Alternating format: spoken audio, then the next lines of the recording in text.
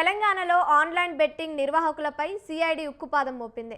Special operation చేపట్టిన CID betting చేస్తున్న 11 మందిని రెడ్ హ్యాండెడ్గా పట్టేసింది.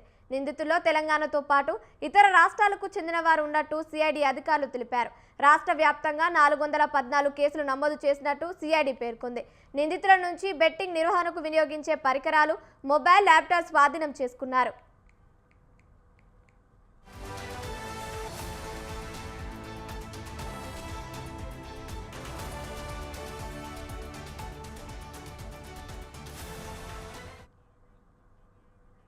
తెలంగాణలో ఆన్లైన్ బెట్టింగ్ నిర్వాహకులపై సిఐడి ఉక్కుపాదం మోపింది. స్పెషల్ ఆపరేషన్ చేపట్టిన సిఐడి బెట్టింగ్ చేస్తున్న 11 మందిని రెడ్ హ్యాండెడ్గా పట్టేసింది. నిందితుల్లో తెలంగాణతో పాటు ఇతర రాష్ట్రాలకు చెందిన వారు ఉన్నట్టు సిఐడి అధికారులు తెలిపారు. రైట్, ఇదే అంశానికి సంబంధించి మరిన్ని అప్డేట్స్ మా ప్రతినిధి లిఖిత లైవ్ ద్వారా అందిస్తారు. చెప్పండి లిఖిత, ఈ బెట్టింగ్లో ఎవరెవరు పాల్గొన్నారు, ముఖ్యంగా వాళ్ళ నేమ్స్ ఏమైనా బయటికి వచ్చాయా?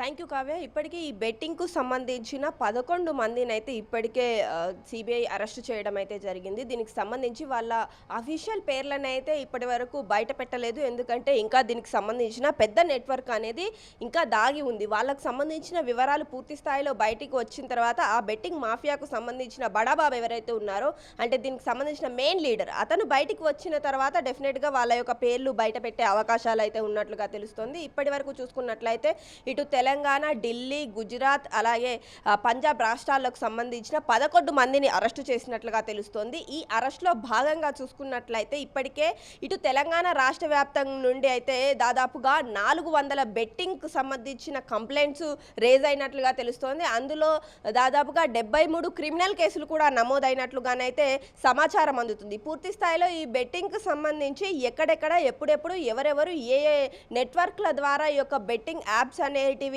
చేస్తున్నారు అనే కోణంలో కూడా ఈ యొక్క విచారణ అనేది కొనసాగుతుంది. క్రికెట్ బెట్టింగ్లకు సంబంధించి కావచ్చు, ఆన్లైన్ బెట్టింగ్లకు సంబంధించి కావచ్చు, పూర్తి స్థాయిలో వాళ్ళకు అందిస్తున్న నెట్వర్క్ ఏదైతే ఉందో ఆ నెట్వర్క్ వాళ్ళ సహాయంతో కూడా వీళ్ళు కొంతవరకు ఈ కేసును ఛేదించినట్లుగానైతే తెలుస్తోంది. అంతేకాకుండా ఇల్లీగల్గా ఈ బెట్టింగ్ యాప్స్కి ఎవరైతే సహాయం చేస్తున్నారో వాళ్లకు నోటీసులు కూడా జారీ చేసినట్లుగా తెలుస్తోంది. ఇప్పటికే ఈ బెట్టింగ్ యాప్స్కు సంబంధించి దాదాపుగా 25 మంది ఇటు సెలబ్రిటీలు, సోషల్ మీడియా ఇన్ఫ్లుయెన్సర్లు, అంతేకాకుండా యూట్యూబర్స్ ఎవరైతే ఉన్నారో వాళ్ళకు కూడా పిలిచి కౌన్సిలింగ్ ఇవ్వడం అయితే జరిగింది. వాళ్ళ నుండి కూడా కొంత ఇన్ఫర్మేషన్ కూడా తీసుకునే ప్రయత్నం చేస్తున్నట్లుగా, అంటే వాళ్ళని ఏ విధంగా అప్రోచ్ అయ్యారు, వాళ్ళు ఏ విధమైన ఈ యొక్క కాంట్రాక్ట్ అనేది తీసుకున్నారు అనే కోణంలో కూడా విచారణ చేస్తున్నట్లు వాళ్ళకు, అంతేకాకుండా ఒకసారి ఛాన్స్ ఇచ్చినట్లుగా కూడా ఇప్పటికే అధికారులు చెప్తున్న పరిస్థితి కనిపిస్తుంది. అంతేకాకుండా మరొకసారి వాళ్ళు ఈ బెట్టింగ్ యాప్స్ ప్రమోట్ చేస్తూ గనక వాళ్ళు బయటికి వస్తే డెఫినెట్గా వారిపైన కఠిన చర్యలు తీసుకునే అవకాశం ఉన్నట్లుగా కూడా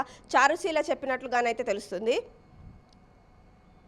లిఖిత, అదే విధంగా మనం ప్రీవియస్ చూసుకున్నట్టయితే చాలా కేసులు నమోదైనాయి బెట్టింగ్ సంబంధించి. ఇప్పుడు కూడా ఇంకా అవి నడుస్తూనే ఉన్నాయి. ఎందుకంటావు? ప్రభుత్వం సరైన చర్యలు తీసుకోకపోవడం వల్లనేనా ఇవి ఇంకా కంటిన్యూ అవుతూనే ఉన్నాయి?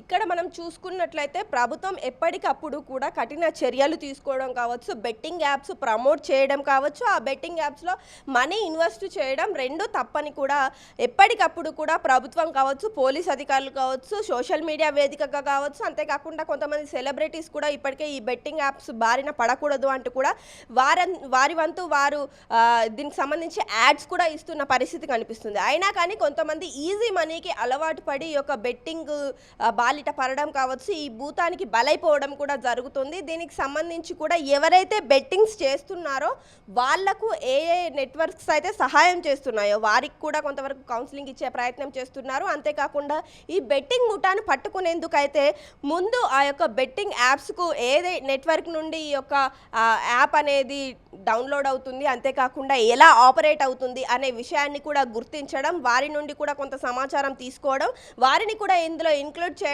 అయితే జరుగుతుంది. బట్ అయినా కూడా కొన్ని ప్రాంతాల్లో ఈ నెట్వర్క్ సంబంధించిన ముఠా కూడా ఉన్నట్లుగా తెలుస్తుంది. వాళ్ళ వివరాలు కూడా త్వరలోనే బయట పెడతామంటూ కూడా అధికారులు చెప్తున్నారు. కొంత సమయం అయితే దీనికి డెఫినెట్గా పడుతుంది. బట్ ప్రజల్లో డెఫినెట్గా దీనికి సంబంధించి అవేర్నెస్ అనేది డెఫినెట్గా అవసరం అంటూ కూడా అధికారులు చెప్తున్నారు. రాష్ట్ర వ్యాప్తంగా చూసుకున్నట్లయితే ఇప్పటికే 414 కేసులు అయితే నమోదైనట్లుగా తెలుస్తోంది. ఇతర రాష్ట్రాలకు సంబంధించి మరో 200 కేసులు కూడా ఇందులో ఇప్పటికే నమోదైనట్లుగా చెప్పినట్లుగా మొత్తానికి చూసుకున్నట్లయితే అంటే మిగతా రాష్ట్రాలు ఇటు తెలంగాణ రాష్ట్ర వ్యాప్తంగా చూసుకున్నట్లయితే 1000కి పైనే కేసులు నమోదైనట్లుగా తెలుస్తోంది. అందులోనూ ఎక్కువగా తెలంగాణ రాష్ట్రం నుండే ఈ బెట్టింగ్ యాప్లకు సంబంధించిన కేసులు అనేటివి ఎక్కువగా నమోదైనట్లుగా, అందులో 73 క్రిమినల్ కేసులు కూడా నమోదైనట్లుగా తెలుస్తుంది.